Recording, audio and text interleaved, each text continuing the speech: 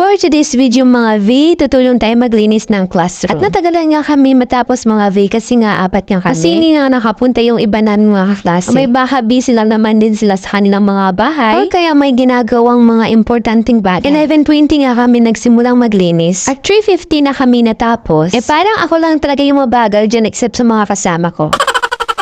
At sino nga ba naman matatapos yun ay puro kulitan at tawa? At sa dumi ba naman itong classroom namin? Parang 10 years nang walang linis-linis.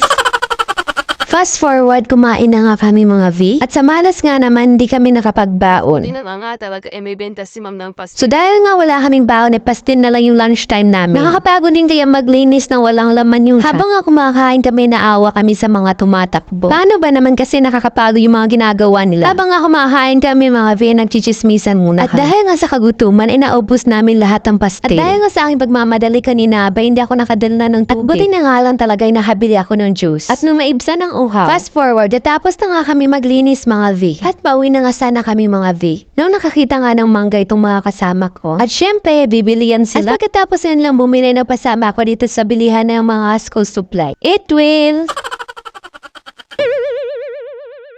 At dahil nga sa kaka-video ko ay naiwan ko tuloy yung payo.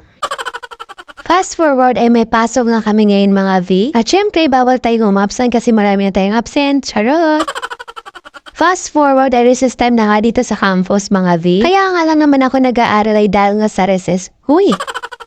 At pag lumabas nga naman yung aking kakulitan. Shout out ka pala sa mga 4th floor dyan.